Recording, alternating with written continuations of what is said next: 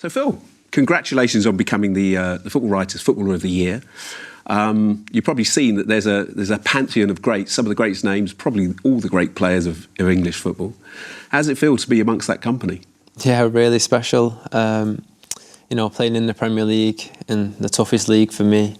I said at the start of the year in one of my interviews I wanted to try and be one of the best players in the league, and I think this season my games come on loads and I perform really well, so I'm delighted to be amongst so many special players that have won the award before, so yeah, it's a pleasure. And looking back over the season, how do you feel things have gone for you? Are you happy the way you've progressed this year? Definitely, like I said there, I think my games come on a lot.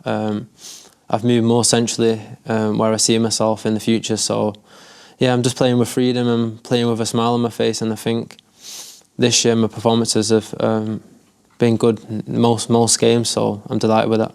And more goals, more assists, is that something you consciously thought at the start of the season that you'd like to do?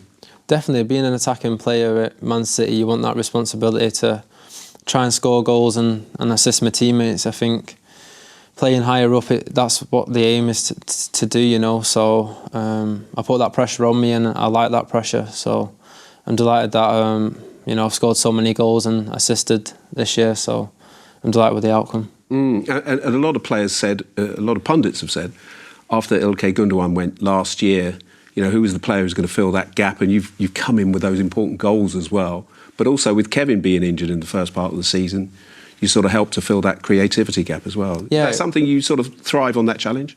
Yeah, definitely. It was tough to obviously lose Kevin Erling for large part of the season. But with this group of players, there's so many special players and so many good players that step up, and I knew that I had to step up with the players missing and try and help my team as much as I could. So yeah, I think I showed that, so I'm delighted.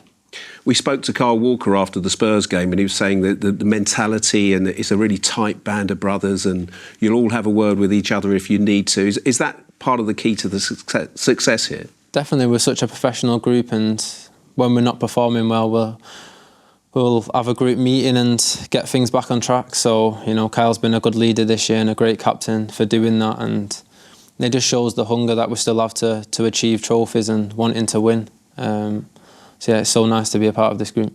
And tell us a bit about Pep. How important has he been for your career, and how strong a leader is he for the whole group? Yeah, I couldn't have asked for anyone better to be my coach. I feel like he's improved me so much since I first started training with the first team. So I'm only still 23 and I still want to keep taking advice and try and get even better. When you joined the academy, you're a very young lad. Could you imagine one day all this would be coming your way? Obviously you have a dream, but yeah, it was so challenging with the players that we had in the first team. But I knew it was possible, and I always believed in myself and worked hard every day. And yeah, I'm just delighted now. I'm getting my rewards for every day working hard. And do you think it's important for you, but especially for the fans, that you are a fan, you're a local boy, you're one of their own sort of thing? Does that help for you and for the fans, someone to identify with? I feel like it means a little bit more for me, obviously growing up in the academy, going through each age group and then playing in the first team. So yeah, it's a dream come true playing in this special team, and yeah, I feel like it's a little bit extra special for me. Obviously a big win at Spurs on Tuesday night. The job's almost done, but you can't go into Sunday's game thinking it's done. We saw what happened with Aston Villa a couple of years ago. So what will be the message from Pep and from the other guys? Yeah, like you touched on there, it's been such a challenge on the last day. So many times we've been behind and had to come back. So yeah, it's not going to be a straightforward game. We know that the job's not done. West Ham have a big threat going forward, so yeah, we have to remain calm and just try and play our football. And the rest of the world seems to see the inevitability of City putting a run of wins together at the end of the season. Do you guys feel like that? Do you feel you're going on a run and just growing confidence as it gathers momentum? I think the belief is there because we've done it before, and we showed again that we can do it this season. But now we just have to remain focused because there's still one more game to go, and yeah, it's just all the thought is on that game now. And then after that, the FA Cup final. Small matter of another Manchester derby. Will it take a bit of a gear shift mentally to get into the mode for that cup final? Yeah, it's still a while away. So, after the West Ham game, whatever happens, you know, the focus is going to be United after that. So, yeah, it's going to be a special occasion because it's a derby at Wembley, the same as last season as well. And it's the games that you want to play in as a player. You want to play in the biggest games. And is it one that the fans take more seriously as well, or they'll talk to you about that? You know, we must win this one because it's United. Yeah, I feel like when it's a derby, you know, it means more for the fans and more for the players. So it's like I said there, it's a game that you want to play in as a player. So I'm just looking forward to it. And then the Euros. I mean, a lot of people are thinking this could be England's year. How are the lads thinking? Yeah, we're full belief and full confidence. I think we showed in previous tournaments we've been so close. I think the quality of players is there. We've got so much quality around the pitch. So it's possible. We just have to go now and prove it.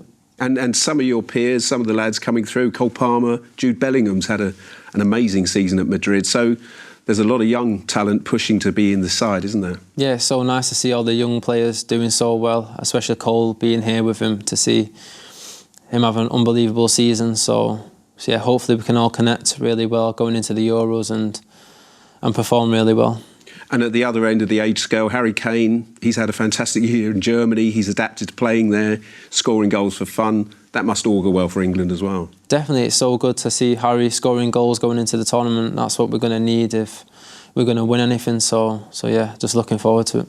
And if you could just sum it up in a nutshell, what would be your dream end to this summer? Where would you be come the middle of July? Over to win the Euros. And then before you know it, you know, we're back and ready for another season. So that's the aim, to hopefully win the Euros. Fantastic. Thanks for your time, Phil. Cheers. And congratulations on your big. Thank you.